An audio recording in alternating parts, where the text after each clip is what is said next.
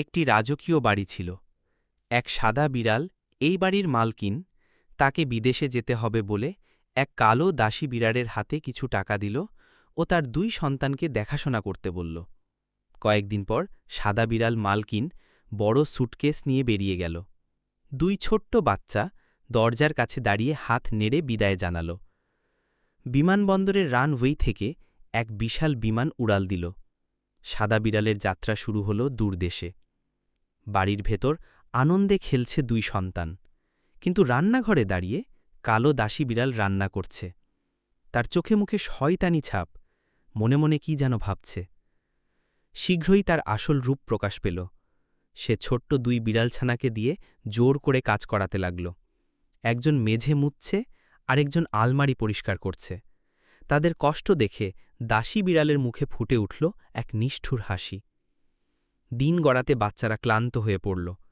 খাবারের থালার পাশে অবহেলায় শুয়ে রইল তারা।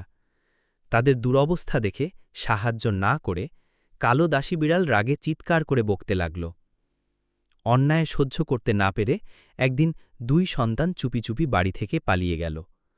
তারা দৌড়াতে লাগল রেল লাইনের উপর দিয়ে। হঠাৎ সামনে থেকে ছুটে এলো এক দ্রুতগামী ট্রেন। মুহূর্তের মধ্যেই ঘটে গেল ভয়াবহ দুর্ঘটনা। রেল লাইনে আহত অবস্থায় পড়ে রইল 2 শিশু বিড়াল। দ্রুত ছুটে এলো পুলিশ। অনেক পুলিশ বিড়াল ঘটনাস্থল ঘিরে দাঁড়াল। একজন ফোনে কথা বলতে লাগল, খবর পৌঁছে দিচ্ছে সদর দপ্তরে। হাসপাতালের বিছানায় শুয়ে আছে 2 অসহায় সন্তান। তাদের শরীর ব্যান্ডেজে মোড়া, চোখে যন্ত্রণা। কান্না ভেজা চোখে ছুটে এসেছে তাদের মা। সে সন্তানদের হাত ধরে ফুপিয়ে কেঁদে উঠল। অনুশোচনায় ভরে উঠল তার হৃদয়। কয়েকদিন পর সেই রাজকীয় বাড়িতে আবার খুশির রোদ উঠল। সাদা বিড়াল মালকিন তার সন্তানদের বুকে জড়িয়ে হাসছে। তারা সুস্থ হয়ে উঠেছে। এমন সময় পুলিশ এসে কালো দাসী বিড়ালকে ধরে নিয়ে গেল। অন্যায়ের শাস্তি হল, আর মা সন্তানের মুখে ফিরে এলো হাসি।